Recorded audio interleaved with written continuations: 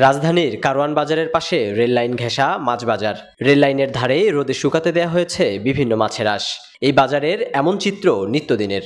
যেখানে আমরা ময়লা হিসেবে মাছের আঁশকে ফেলে দেই, সেখানে এই মাছের আঁশ সংগ্রহ করেই জীবিকা নির্বাহ করছে প্রায় শতাধিক পরিবার। আজকে 4-5 বছর ধরে ভাই মাছ কাটি আর মাছ ছিলি অনেক দিন হয়েছে, 200-300 টাকা করে দিত।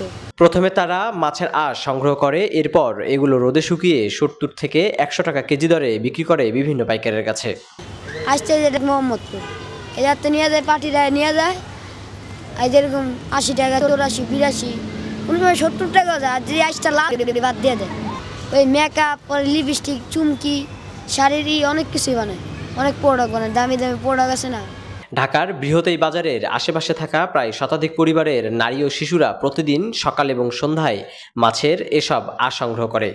এতে প্রতিদিন তারা গড়ে 300 থেকে 500 টাকা করে আয় করে থাকে, আর এ দিয়েই চলে তাদের সংসার। আমরা মাছ বিক্রি করি, কাস্টমার কিনে এনাদের কাছে কাটায়। এই হাঁসগুলা যারা যে মাছ কাটে, মনে করেন যে একজন মাছ কিনছে, 100 কেজি মাছ কিনছে, ওই মাছটা পিস করাবে।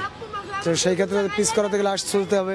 আঁশ ছিলা হয়ে গেলে ওটা যারা মাছ কেটে দিচ্ছে, এরাই মনে করেন যে আঁশগুলো সংগ্রহ করে রাখছে। রাখার পরে এটা সুন্দর করে এরা ধোয়ার পরে রোদে শুকায় বিক্রি করে। মাছ, কাতলা, পাঙাশ এগুলো কেজিতে 10 টাকা করে নেয়।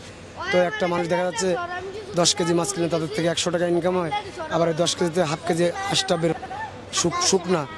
তো সেই ক্ষেত্রে দেখা যায় হাফ কেজিতে আপনার 40 টাকা 38 টাকা বিক্রি করে হাফ কেজি। এসব মাছের আঁশ দেশের গণ্ডি পেরিয়ে রপ্তানি হচ্ছে বিদেশেও।